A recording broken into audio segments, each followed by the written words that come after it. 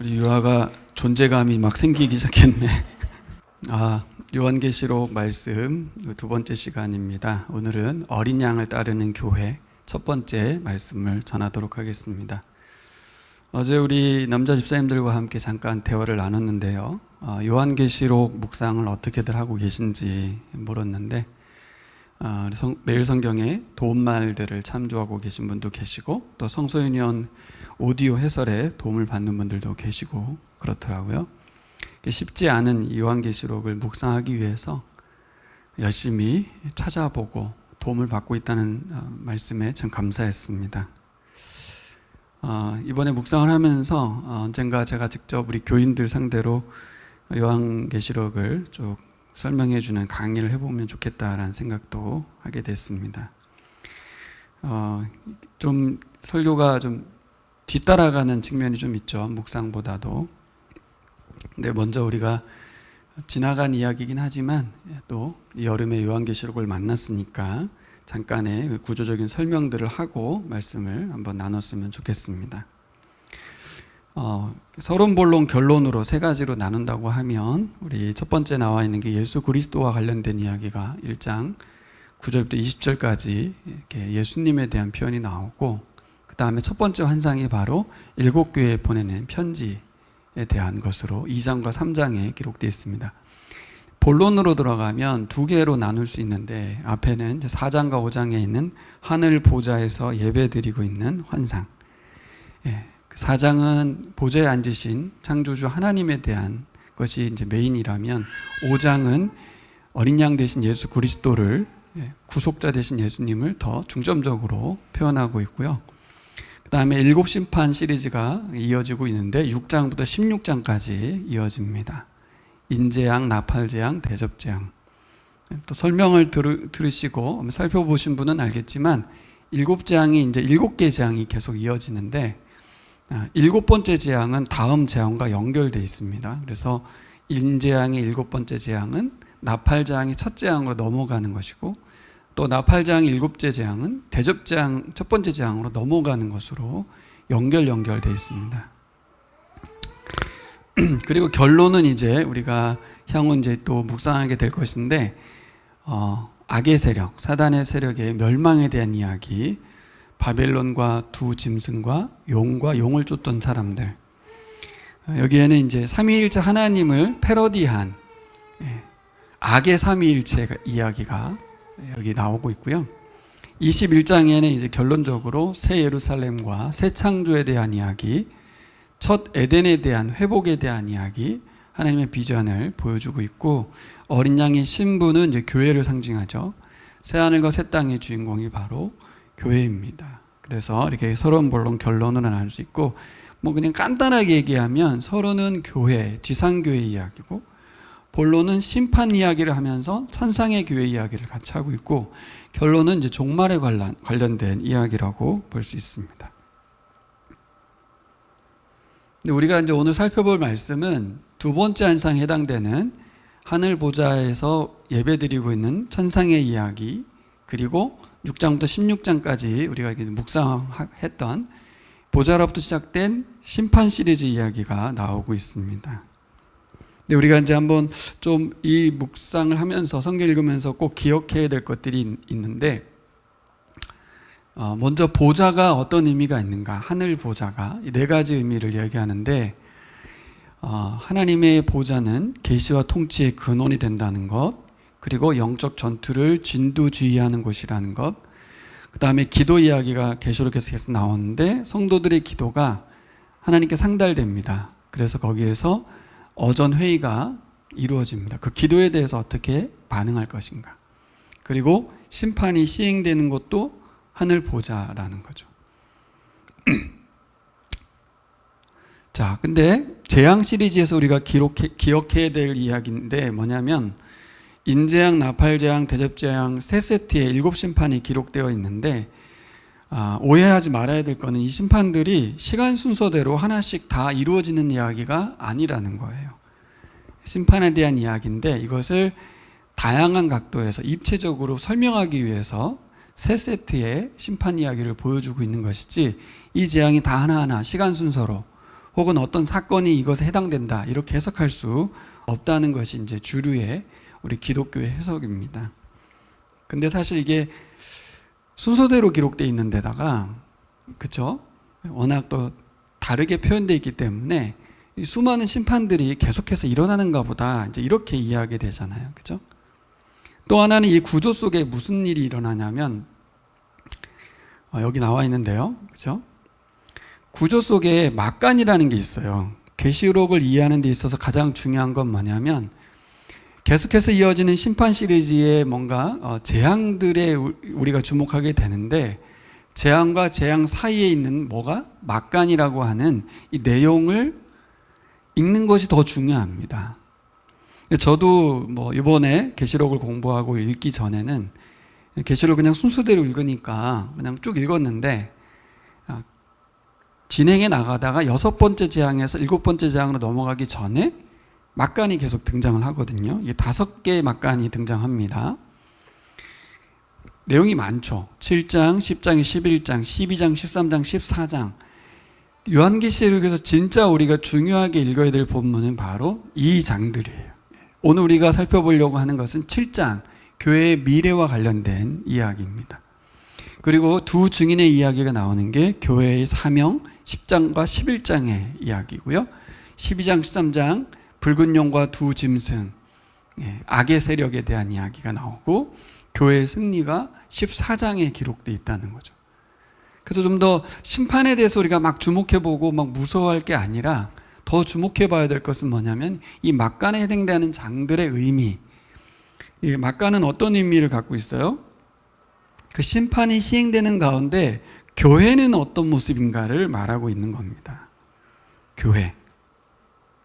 전 이것을 여러분들이 쉽게 이해하려면 어떻게 했으면 좋겠냐면 특별히 나팔 재앙 같은 경우에는 구약에 기록되어 있는 구약성경의 출애굽기에 열 재앙을 그대로 가져온 것처럼 나팔 재앙이 기록되어 있거든요. 근데 잘 생각해 보시면 기억을 더듬어 보시면 열 재앙이 시행될 때 이스라엘 백성들의 반응에 대한 기록은 거의 없어요. 그렇죠? 파라오 왕의 반응과 이집트 사람들의 괴로움에 대한 얘기가 계속 나오거든요. 근데 우리가 좀 상상해 봐야 될 건 뭐냐면 열 재앙이 시행될 때 이스라엘 백성들은 어떤 마음과 어떤 태도로 이 재앙을 바라봐야 되냐는 거예요. 이게 이제 우리 교회에 해당되는 막간의 이야기입니다. 하나님의 오른손에 보좌에 앉으신 하나님의 오른손에 들려진 두루마리를 그 인을 떼기 합당하신 어린 양께서 하나씩 뗄 때 심판이 이제 시행되잖아요. 근데 그 두루마리에 적혀 있는 것은 단순히 심판의 내용만이 아니라 구원의 내용도 돼요. 하나님의 계획이 이제 담겨 있다고 보거든요. 근데 이것이 시행될 때 교회는 마냥 기뻐할 것이냐? 우리를 괴롭히는, 핍박하는 저 이집트 사람들이 재앙 속에서 죽어가고 우리에겐 재앙이 미쳐지지 않으니까 와 기쁘다 이렇게만 하겠냐는 거예요. 그렇지 않죠. 하나님을 섬기기 때문에 구원받은 자로서, 그래서 하나님을 대적하기 때문에 재앙의 대상이 되고 있는 이집트 사람들을 바라보면서 어떤 마음과 자세를 갖겠습니까? 상상의 영역이죠, 출애굽기에는. 근데 계시록은 교회가 로마 시대 당시에 핍박받고 있었고 환난당하고 있는 상황 속에서 우리의 시선을 하늘 보좌로 올리면서 거기서부터 시작되는 심판들을 바라보면서 교회는 어떤 마음과 어떠한 자세를 취해야 되는지, 이것이 이제 막간에 담겨 있는 내용이라는 거예요. 그래서 첫 번째로 오늘 살펴볼 것은 이제 7장의 내용인데요. 7장에 담겨 있는 내용들을 통해서 심판을 보는 우리 교회가 어떤 모습으로 살아가야 할지를 볼 수 있습니다. 좀 이해되시죠? 자, 같이 한번 보겠습니다. 교회는 장차 어떻게 될 것인가? 좀 전에 나와 있는 교회의 미래가 7장에 나와 있었잖아요. 그죠? 이게 바로 세 가지인데 한번 같이 읽어볼까요? 최종적인 승리의 자리에 이를 것이다. 영광스러운 존재로 변할 것이다. 하나님의 영원한 영광에 참여하게 될 것이다. 이게 이제 7장의 내용들인 거예요. 그러니까 교회가 우리잖아요. 사람들이고요. 우리들이 하늘 보좌 환상을 보고 심판 시리즈를 읽고 들으면서 그리고 현실적으로 다가오는 박해와 환난을 당하면서 교회는 어디에 더 많은 주안점을 두고 살아야 되냐는 거예요. 그러니까 저도 이번에 계시록을 읽으면서 계시록은 정말 많이 읽고 자주 읽고 계속 봐야 될 말씀이구나. 사실 잘 안 보게 되고 미뤄낸 말씀이었는데 이 관점에서 보면 정말 자주 읽어야 되고 많이 읽어야 돼요. 그래야 우리에게 소망이 생기기 때문에 그렇습니다. 그러니까 여러분 저를 좀 보세요. 자, 우리의 눈은 뭘 보고 있냐면 환난과 핍박, 우리를 위협해오고 유혹해오는 현실을 보고 있거든요. 근데 성경은 뭘 보라고 하냐면 하늘을 보라고 하거든요. 근데 이 하늘이 실제 보이진 않잖아요. 믿음으로 보는 거잖아요. 그렇죠? 요한계시록도 환상으로 봤다고 했고, 근데 그걸 들려주는 건데 무엇을 더 실제적으로 여길 거냐 이 문제입니다. 우리가 신앙생활하는 것도 마찬가지예요. 정말 하나님이 구원하신다고 했고 우리에게 영원한 안식을 약속했다고 했는데 이거를 실제로 여길 것이냐, 아니면 이 땅에서의 편안과 이 땅에서 로마가 주는, 바벨론이 주는 편안을 더 실제로 여길 것이냐, 우리 손에 쥐고 있는 돈을 더 실제로 여길 것이냐, 아니면 하나님의 약속된 말씀을 더 실제로 여길 것이냐, 이 차이거든요. 근데 한번 생각해 보세요. 우리 다음 세대 아이들이 태어났어요. 그들에게 실제는 돈이잖아요. 그렇죠? 근데 엄마 아빠는 계속 성경 이야기만 해요. 너무 비현실적인 이야기를 말하는 것 같아요.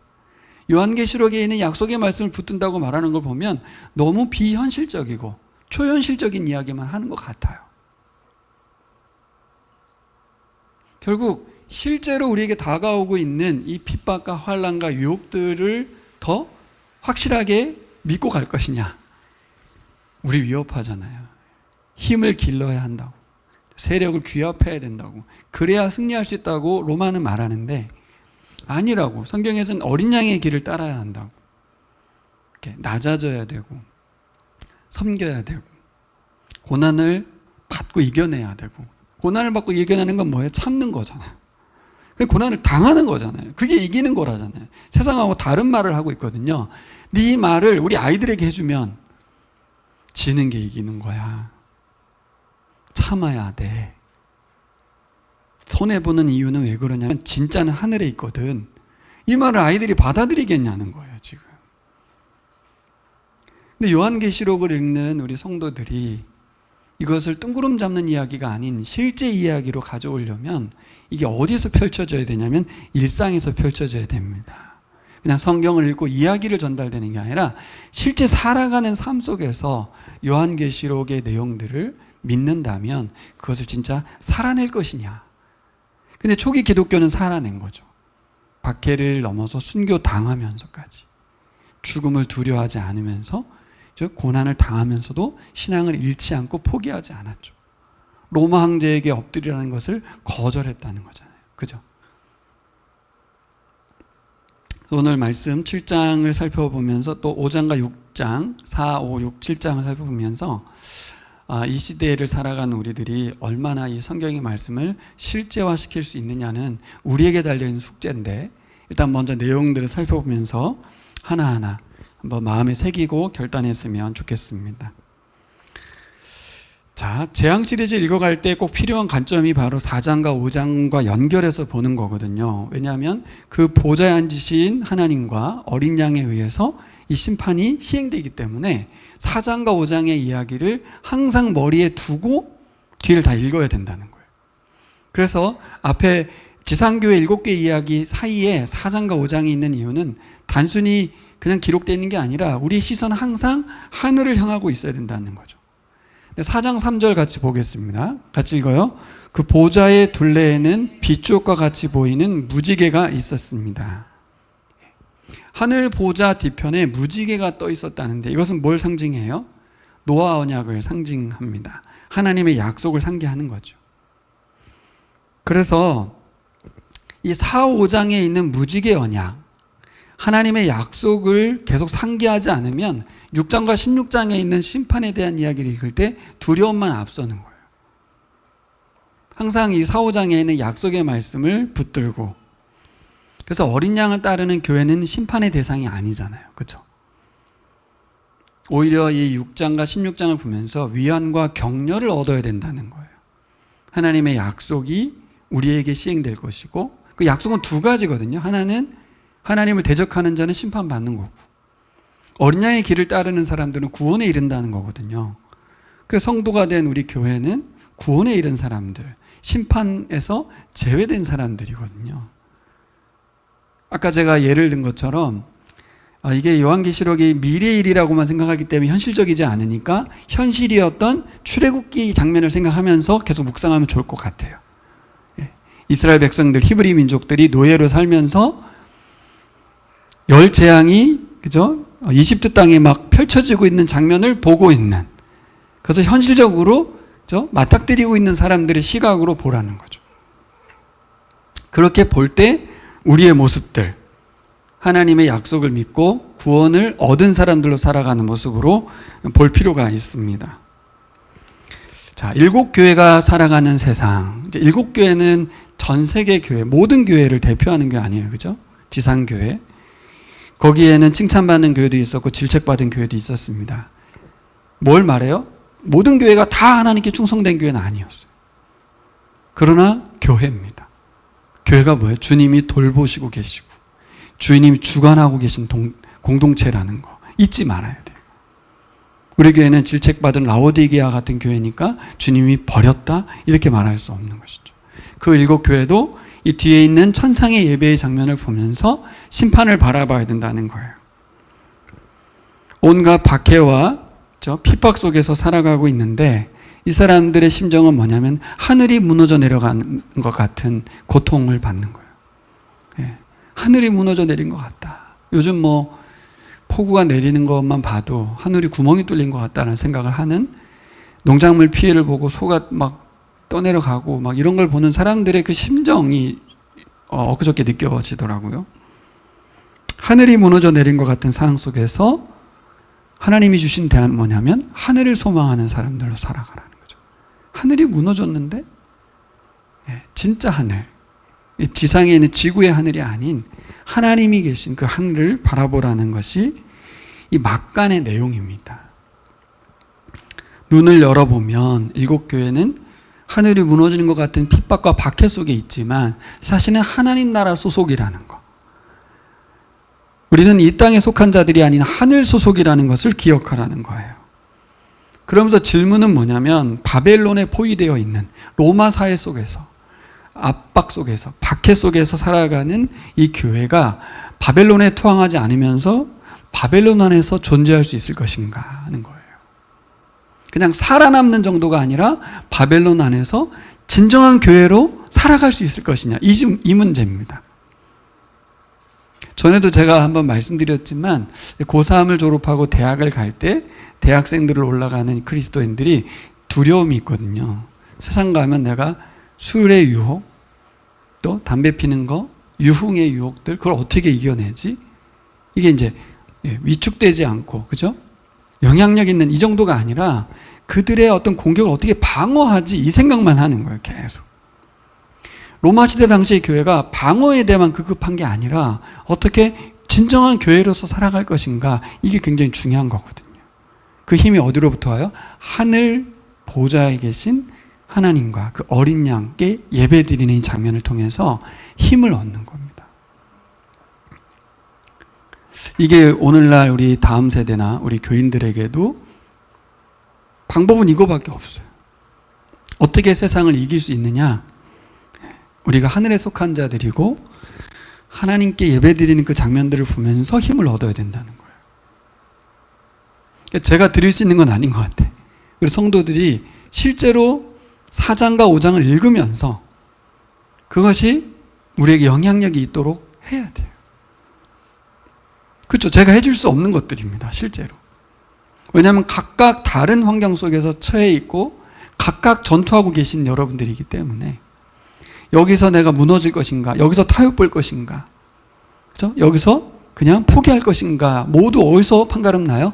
4장과 5장에 있는 천상의 예배를 보면서 그렇지, 우리는 하늘에 속한 자고 하나님을 예배하는 자로서 내가 이분을 의지하고 이 비전을 갖고 포기하지 말아야지, 넘어가지 말아야지 라고 누가 결정해야 돼요? 내가, 또 우리 교회가. 그리고 넘어가려고 하는 자를 옆에서 돕는 성도들이 돼야 되겠죠. 4장과 5장을 같이 읽어보자. 이거는 비현실적인 이야기도 아니고 꾸며낸 이야기도 아니고 소설도 아니고 환상도 아니고 실제야. 로마도 실제지만 하늘의 예배도 실제야 라고 말해주는 겁니다. 그래서 어린 양을 따르는 이들이 바벨론을 살아갈 수 있는 가장 중요한 핵심 원리는 바로 예배라는 겁니다. 예배. 그래서 4장과 5장이 있습니다. 5장 11절부터 13절까지 한번 가볼까요? 11절부터 13절까지 같이 읽어보겠습니다. 나는 또 그 보좌와 생물들과 장로들을 둘러선 많은 천사를 보고 그들의 음성도 들었습니다. 그들의 수는 수천 수만이었습니다. 그들은 큰 소리로 죽임을 당하신 어린 양은 권세와 부와 지혜와 힘과 존귀와 영광과 찬양을 받으시기에 합당하십니다 하고 외치고 있었습니다.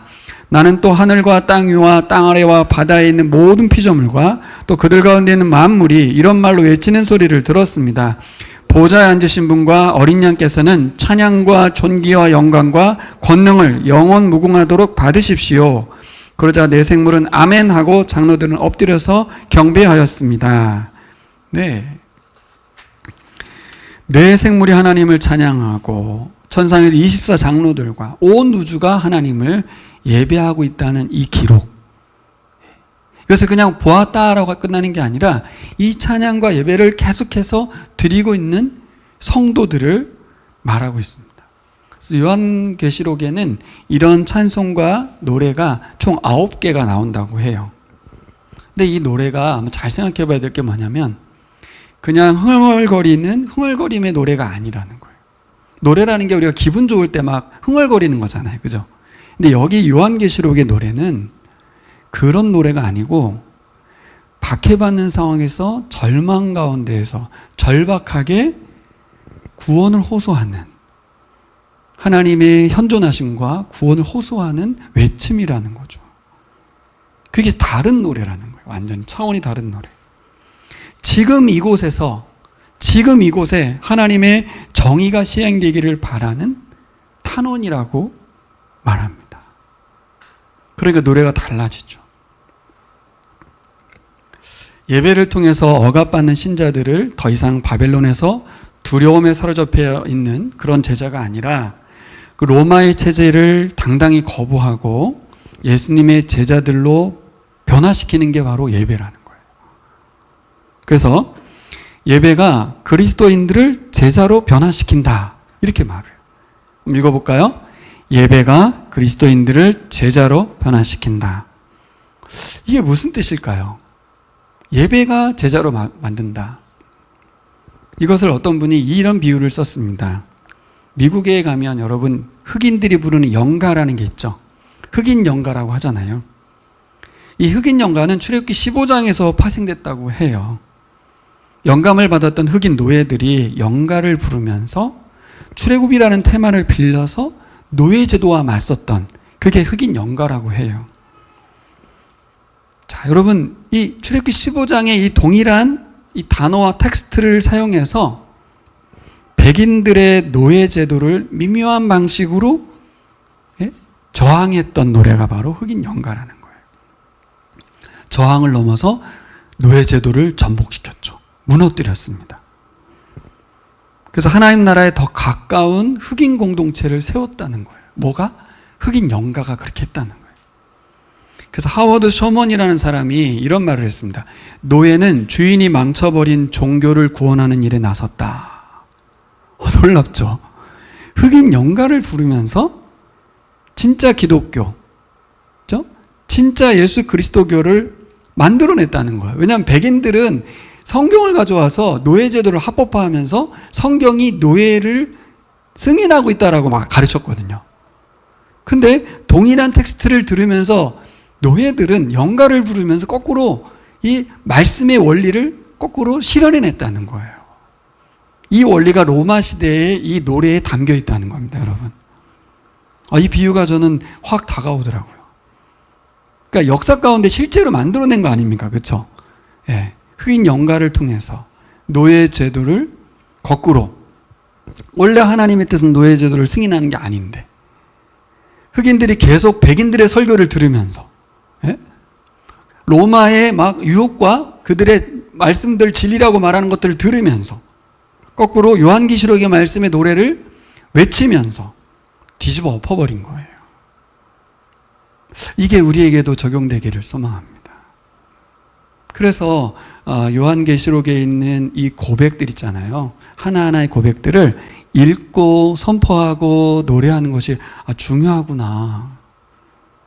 그냥 우리는 써있고 그냥 노래에도 담아가지고 부르고 있고 그냥 그런가 보다 했는데 전혀 그렇지 않았다. 흑인 영가들은 이것을 통해서 노예제도 자체를 바꿔낸 놀라운 일이 있었다는 거죠. 그러면 로마 시대도 마찬가지였다는 거예요. 교인들이 이 요한계시록의 노래들을 계속 노래 부르면서 외치면서 로마 시대의 사단의 유혹과 용의 핍박과 박해들에 대해서 뒤집어 엎어버렸다는 거예요.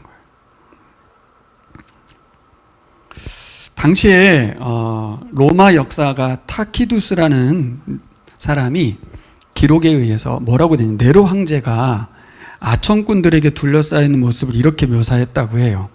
같이 읽어볼까요? 낮과 밤을 가리지 않고 이들은 신들의 칭호를 동원해 황제를 칭송하는 데 여념이 없었다. 이 보좌에 앉으신 하나님과 어린 양, 그 옆에 24장로들이 그 보좌에서 내려와가지고 무릎을 꿇고 경배하면서 면류관을 드리는 그 모습 있죠. 하나님께 찬양하는 이 모습이 바로 황제를 칭송하는 장면에 그대로 똑같이 드러났었다는 거예요. 또 수에토니우스가 말한 네로를 묘사한 내용에 이런 내용이 나오는데 네로 황제는 자신에게 힘찬 박수를 보낼 5,000명 이상의 건장한 젊은 평민을 모집했대요. 그러니까 놀랍죠. 완전 하나님 패러디 하는 거예요. 그렇죠? 5,000명 이상의 사람들을 동원해서 박수치면서 칭송받게 했다는 거예요.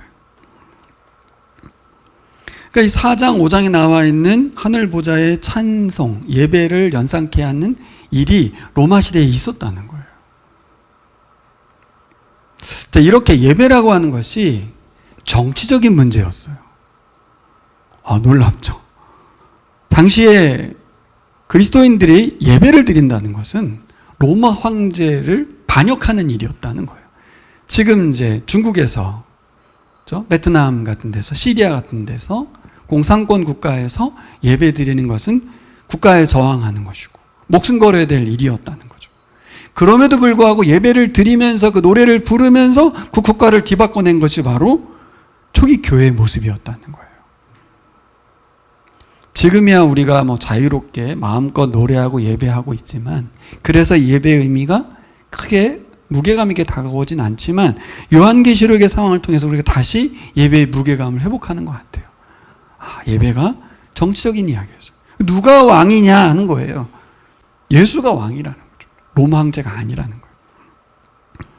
자, 왕과 관련된 단어는 뭐가 계속 등장하냐면 충성이라는 단어가 같이 등장합니다. 군대 가면 격리할 때 제일 먼저 나오는 구호가 뭡니까? 충성이거든요. 충성. 국가의 충성. 상관의 충성. 근데 요한계시록 살펴보시면 충성된 증인이라는 말이 계속 나옵니다. 그 대표가 누구냐면 예수님이에요. 예수 그리스도는 충성된 증인이었다. 그래서 그리스도를 따르는 어린 양을 따르는 사람들, 이 교인들도 충성하는 사람들이어야 돼요. 어디에? 로마에 아닌 하나님께, 어린 양께 충성된 증인으로 살아가는 거죠. 그 시작이 예배입니다. 예배를 통해서 하나님께 영광 돌리는 사람들은 이제 어떤 충성으로 가냐면 삶을 충성으로, 그렇죠? 우리가 살아가는 일상 속에서 하나님께 충성하는 거예요. 하나님의 말씀께 충성하는 삶을 사는 거예요. 그래서 꿈꾸는 비전이 11장 15절입니다. 같이 읽어보겠습니다. 시작. 일곱째 천사가 나팔을 불었습니다. 그때 하늘에서 큰 소리가 났습니다. 세상 나라는 우리 주님의 것이 되고 그리스도의 것이 되었다. 주님께서 영원히 다스리실 것이다. 와. 이 말을 중국에서 하면, 그렇죠? 시진핑이 왕이 되어 있는, 황제가 되어 있는 세상에서 이 중국이 하나님 나라가 될 것이다 라고 선언하는 것과 같은 말이에요.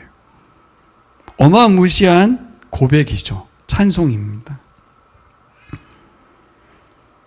그 말씀에 보면 합당하도다 영과 존귀, 권능, 부요, 지혜, 능력, 축복, 구원, 감사, 하나님 나라, 그리스도의 권위, 크심, 놀라움, 의로움, 진리, 거룩, 이 모든 것을 로마 황제에게 바친 용어가 아니라 하나님께 바치는 용어로 예배하면서 살았다는 거예요. 우리에게 적용해 보면 우리도 우리 하나님의 실존하심, 살아계심, 그분의 통치하심 앞에 세상에 가끔 충성할 때가 있거든요. 근데 우리의 충성은, 우리 예배는 오직 하나님께 드려져야 될 줄 믿습니다. 더 이상 제국의 통치자들, 나에게 유익을 주는 나의 상사에게 영광을 돌리는 게 아니고, 그리고 내가 왕이 돼서 나에게 모든 이 영광을 돌리는 게 아니라 오직 어린 양께, 하나님께 들려야 될 줄 믿습니다. 어떻게 적용할 수 있겠습니까? 우리가 뭔가 학위를 딴다거나, 그렇죠? 우리가 승진을 한다거나, 이 모든 목적이 어디에 있냐는 거예요. 더 나은 삶에 있지 않고 하나님께 영광 돌리기 위해서 있어야 되는 거죠. 근데 이건 좀 틀린 거라고 생각해요. 상당히 많은 우리 교회 가르치면서 높은 자리에 올라가서 하나님께 영광 돌려야 한다라는 거짓말입니다. 그건. 지금 있는 자리에서 하나님께 영광을 돌리는 것이 더 중요한데, 나중에 내가 돈이 좀 생기고 나중에 시간이 좀 생기고 내가 좀 영향력 있는 자리에 올라가면 그때 하나님께 영광 돌릴게, 그게 아니라는 거예요. 언제? 핍박받는 가운데에서, 박해받는 가운데에서 예배드리고 하나님께 영광 돌리라는 거예요. 여러분, 그래서 4장 5장의 천상에 드려진 예배의 모습을 통해서 하나님은 보이지 않는 하나님이시지만 성도들은 보이는 세계 속에서 하나님을 체험하는 것이 바로 예배라는 거. 그래서 제가 한번 적용해 보았는데요. 우리들이 묵상 시간에 또 예배 시간에는 뭐 공개적으로 우리가 같이 하는 거니까 개인적인 예배 시간에 하나님께 주신 은혜들을 이렇게 글로 적고 고백하고 감사하고 찬양하는 것, 이것이 얼마나 소중한 것인지를 다시 한번 생각하게 됐어요. 큐티 시간에 우리가 하나님께서 하신 일들, 베푸신 은혜들을 기록하고 또 하나님의 주되심에 대해서 계속해서 찬양하는 것, 이것이 우리가 이 바벨론에서 살아간다는 게 다른 말 아까 말했죠. 버티고 그냥 이렇게 인내하는 정도가 아니라 적극적으로 교회로 살아가는 방식이라는 거예요.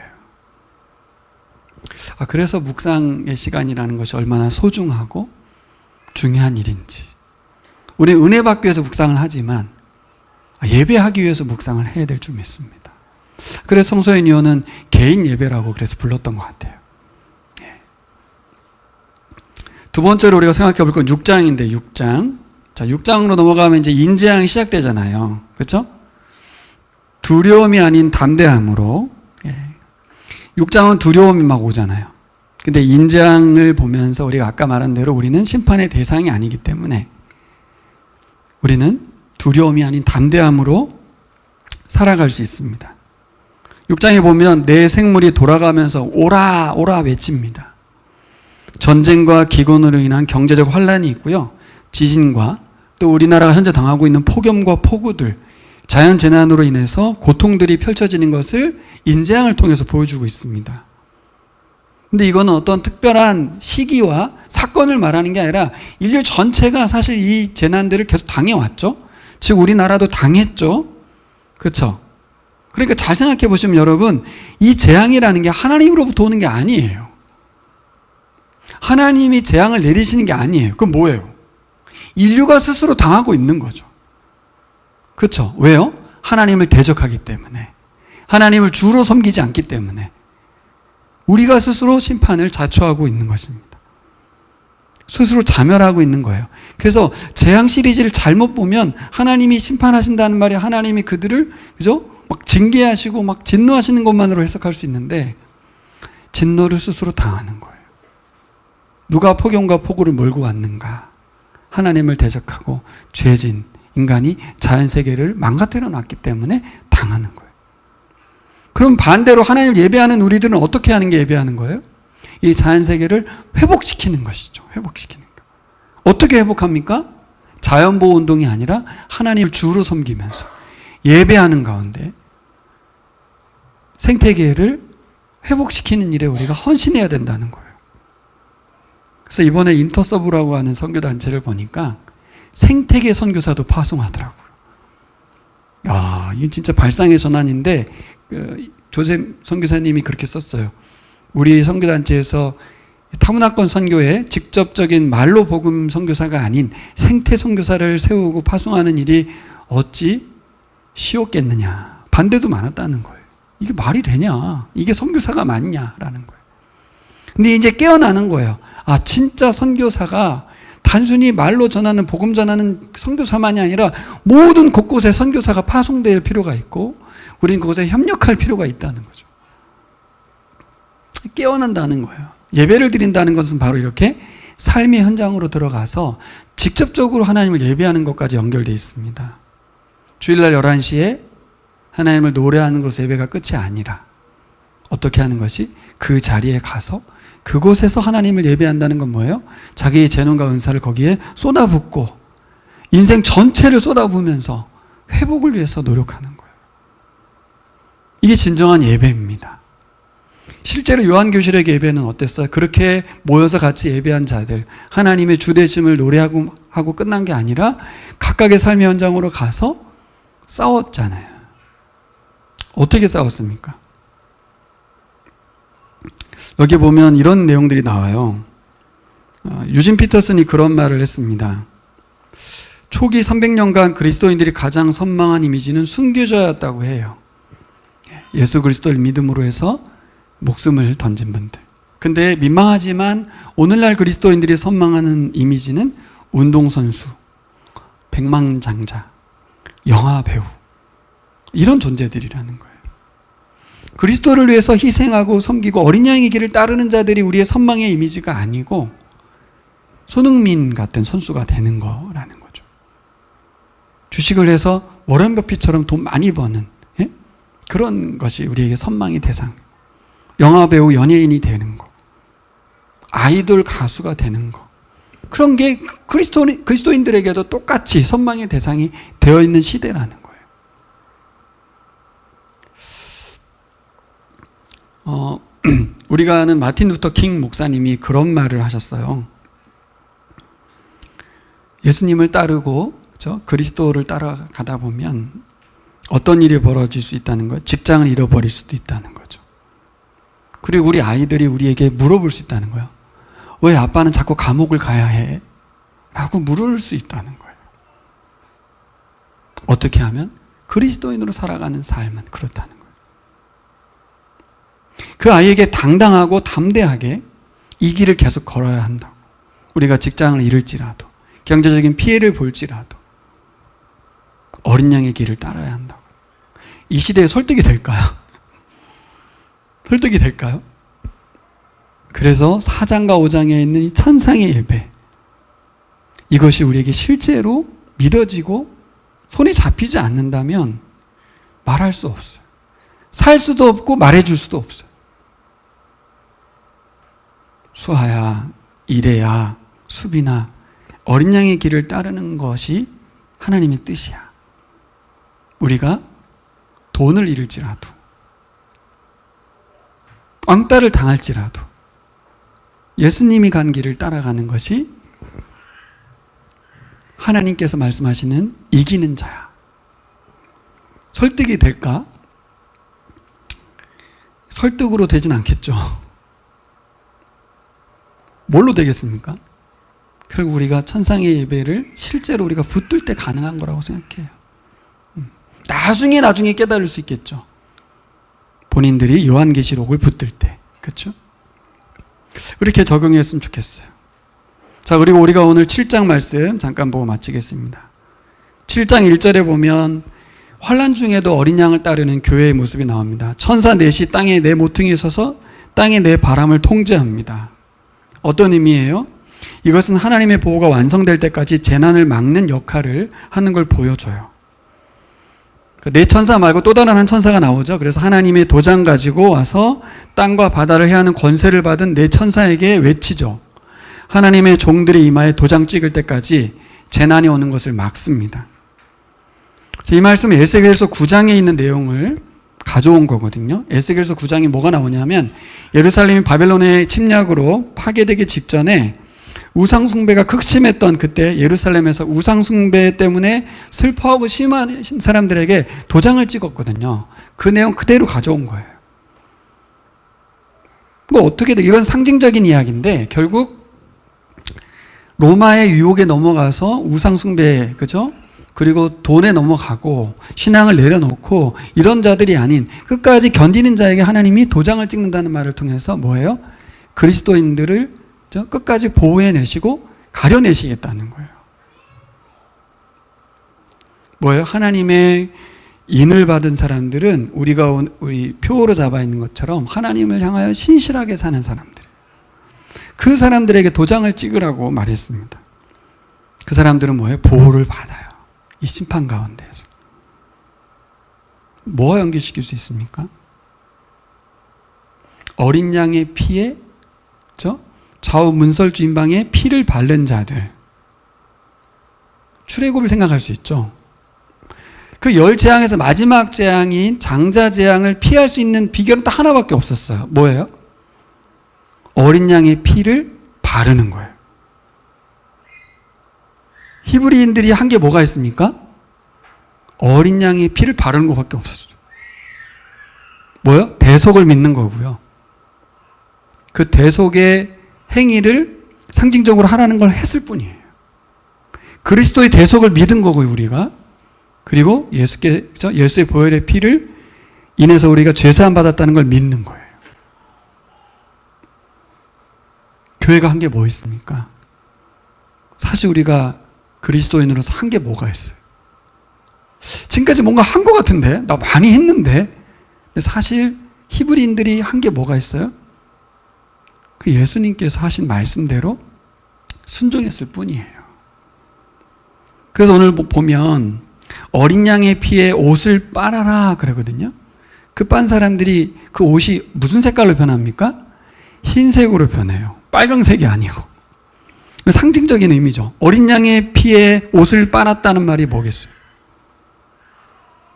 어린 양의 피를 문설주에 발랐다는 얘기예요. 뭐 그런다고 뭐 안 죽어? 그런다고 재앙이 비켜가? 이게 이제 바로 복음에 대한 문제예요. 복음을 복음대로 받아들이는 사람은 그대로 합니다.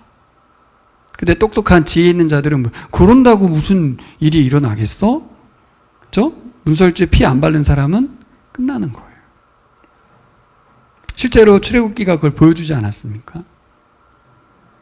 여러분, 우리가 예수 믿었는데 천국 간다는 믿음을 어떻게 가져요? 죄가 사해졌다는 걸 그걸 믿는다고 그 믿음은 다 없어져요? 그러니까 뭔가 실제를 따지고 있는 사람, 손에 잡는 걸 따지는 사람, 눈에 보는 걸 따지는 사람은 믿을 수가 없는 이야기입니다. 피 바른다고 해결되나? 14절에 나와 있는 어린 양의 피에 옷을 빤 사람들이 위에 보면 14만 4천 명이 나오잖아요. 그렇죠? 12 곱하기 12 곱하기 1000. 상징적인 숫자죠. 교회를 상징합니다. 예수님을 믿는 자들. 어린 양의 뒤를 따르는 사람들. 유대인들만이 아닌 뭐예요? 보면 각 나라와 족속과 백성과 방언에서 모두 나왔다고 그랬거든요. 이 수많은 사람들이 눈에 보였다 그랬어요, 요한이. 어린 양을 따른다는 게 어려운 일이 아니에요, 보니까. 왜 어렵지 않냐면, 첫째, 예수께서 이 땅에 오셔서 사람으로서 그 길을 걸으셨어요. 두 번째, 그 길을 따랐던 제자들도 그 길을 걸었고, 초기 기독교 교인들도 그 길을 걸었고, 우리 역사적으로 알아요. 로마가 교회를 통해서 전복됐다는 걸 알아요. 바보 같은 방법인데, 지는 방법, 손해보는 방법, 낮아지고 섬기는 것, 로마의 방식이 아니거든요. 어린 양의 길인데, 그 길을 따른 사람들이 결국은 승리했다는 걸 우리가 알잖아요. 그렇죠? 그래서 교회사가 중요한 것 같아요. 성경만 보는 게 아니라 이 성경대로 교회사가 진행이 됐는지 확인했잖아요, 우리는. 전 그래서 우리 다음 세대들에게도 증거를 댈 수 있다고 봐요. 어린 양의 길을 따르는 자들이 결국 승리했다. 이 세상 나라가 아까 여기 나라 11장 15절대로 이 세상 나라가 엄청나게 많은 숫자가 각 나라와 족속과 방언 가운데서 모든 사람들이 하나님을 예배하는 자들로 확장되고 있지 않습니까? 어떤 방식으로? 어린 양의 피를 문설주에 바르는 방식으로. 하나님 말씀에 순종하는 방식으로. 힘과, 그렇죠? 압박으로, 돈으로 해결한 게 아니라 하나님 말씀에 순종하는 방식으로 해결했습니다. 그래서 우리에게 주는 그래도 힘들고 어려운데 어떻게 하면 이겨낼 수 있는가를 15절에서 17절에서 나왔습니다. 같이 읽어보겠습니다. 7장 15절 17절 이 부분을 읽고 마치겠습니다. 자, 보겠습니다. 같이 읽어요. 그러므로 그들은 하나님의 보좌 앞에 있고 하나님의 성전에서 밤낮 그분을 섬기고 있습니다. 그리고 보좌에 앉으신 분이 그들을 덮는 장막이 되어 주실 것입니다. 그들은 다시는 줄이지 않고 목마르지도 않고 해나 그 밖에 어떤 열도 그들 위에 괴롭게 내려치지 않을 것입니다. 보좌 한가운데 계신 어린 양이 그들의 목자가 되셔서 생명의 샘물로 그들을 인도하실 것이고 하나님께서 그들의 눈에서 눈물을 말끔히 씻어주실 것입니다. 4장과 5장에 보았던 그 하늘 성전에서 밤낮 하나님을 섬기는 장면, 보좌에 앉으신 분이 그들 위에 장막을 치시는 장면, 결국 이 7장에 있는 이 막간의 내용을 보면서 심판의 메시지 속에서 두려워할 게 아니라 승리를 확신하면서 인내하고 버틸 수 있는 거예요. 이 7장은 뭘 상징합니까? 에덴의 회복을 상징하죠. 에덴의 회복. 결국 어린 양의 뒤를 따르는 교회가 임마누엘 하신 하나님의 은혜 안에 보호받을 것이라는 것을. 그 보호만이 아니라 하나님과 함께 살고 먹고 마실 거라는 것을 이야기하고 있습니다. 뭐라 그래요? 다시 줄이지도 않고 목마르지도 않고 아무 해나 뜨거운 기운에도 상하지 않는. 어떻게 해요? 보호자 가운데 계신 어린 양이 그들의 목자가 되기 때문에.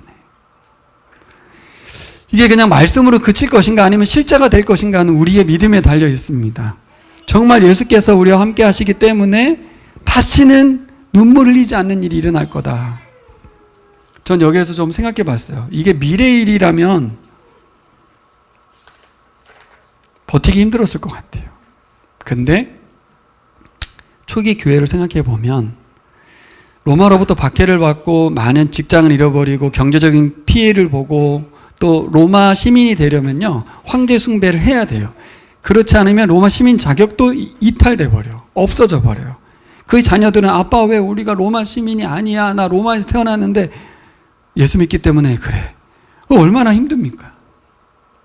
그런데 어떻게 그들의 믿음을 잃지 않을 수 있었는가? 하늘의 장막이 내려온다는 게 뭔가? 전 그게 교회라고 봐요. 교회.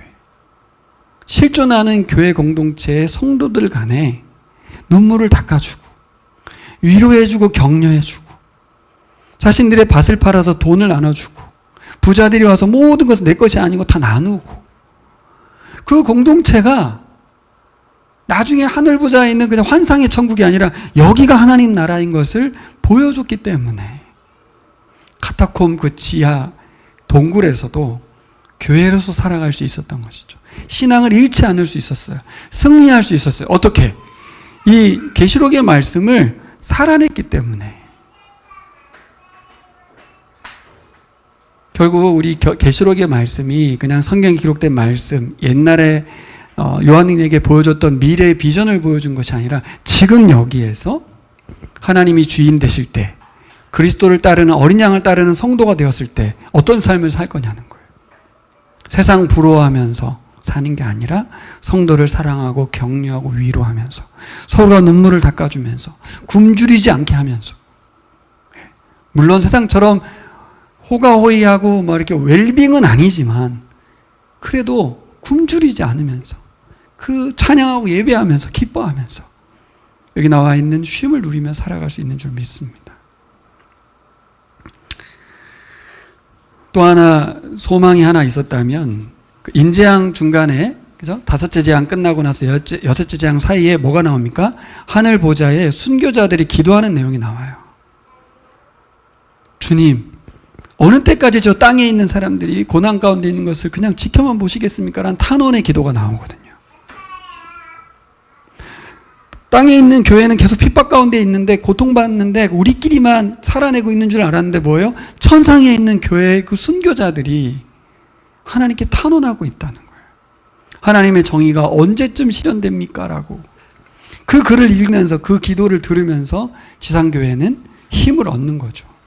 아, 우리끼리만 이렇게 막 힘쓰고 벅차게 있는 게 아니라 먼저 순교하신 믿음의 선진들이 이 땅의 교회를 향하여 하나님께 기도하고 있다. 하나님이 응답도 하죠. 뭐라 그래요? 잠시 쉬라. 예? 믿는 자의 수가 차기까지 기다리라고. 순교당한 분들은 하늘 안식을 누리고 있고 이 땅의 지상에 있는 우리도 순교당할지 모르지만 저 천국에 가면 하나님의 안식에 거할 것이고 그리고 그들의 기도를 통해서 하나님께서 하나님의 때에 심판을 이루실 거라는 정의를 세우실 거라는 소망을 갖게 했습니다. 결국 4장, 5장, 6장, 7장을 읽으면서 교회는 두려움에 휩싸이는 게 아니라 위로와 격려를 받았을 거예요. 그리고 자녀들이 아빠는 왜 자꾸 감옥에 가야 해? 라고 하는 말 속에 이것이 더 실제야. 로마가 우리를 감옥에 가두는 게 무서운 게 아니고 하나님의 심판이 더 무서운 거야. 저들을 하나님께서는 분명히 보고 계셔. 우리는 믿음을 잃지 않아야 돼라고 격려할 수 있는 줄 믿습니다. 네, 우리 함께 기도하겠습니다. 다 같이 일어나셔서 우리 함께 기도할 때 이 계시록의 말씀을 어떻게 오늘날로 가져올 것인가. 바벨론에 사는 우리들이 어린 양을 따르는 삶이 뭔가 거창한 게 아닙니다. 뭡니까? 예배하는 거예요. 예배. 우리 날마다 묵상의 시간에 그 하나님을 고백하고 감사하고 노래하기를 쉬지 않기를 소망합니다. 특별히 계시록을 열심히 읽는 우리가 결단했으면 좋겠어요. 계시록을 나의 말씀으로, 우리의 말씀으로, 우리 교회의 말씀으로 가져오겠습니다. 또한 두 번째 우리가 기도는 이스라엘 백성들이 출애굽 시에 이집트 사람들의 재앙을 당하는 걸 보면서 마냥 기뻐할 사람들은 없습니다. 거기에 뭐라고 나와요? 각 족속과 방언에서 하나님께 예배하는 자들을 불러 모은다고 했는데 결국 이제 우리 다음 주에 나누려고 하는데 증인이 되는 거예요. 복음을 전하는 증언자가 되는 거예요. 수많은 사람들을 하나님의 자녀로 모으는 일입니다. 그래서 우리가 현실을 살아가는데 버겁게 로마 시대와 다른 한국 사회를 살아가면서 버겁게 늘 정말 좀 우울하고 꿀꿀하고 뭔가 뒤처지는 것 같고 뭔가 내가 더 가지고 얻어야 될 것 같은 심리 속에 살았던 우리가 지금 주어진 이 대한민국 땅에서 예배하는 삶, 교회로 살아가는 삶이 얼마나 축복된 삶인지를 생각하면서 그리스도를 따르는 교회로 살아가게 해달라고, 이 땅에 하나님 나라가 약속된 것들을 누리며 사는 우리들이 되게 해달라고 같이 기도하겠습니다.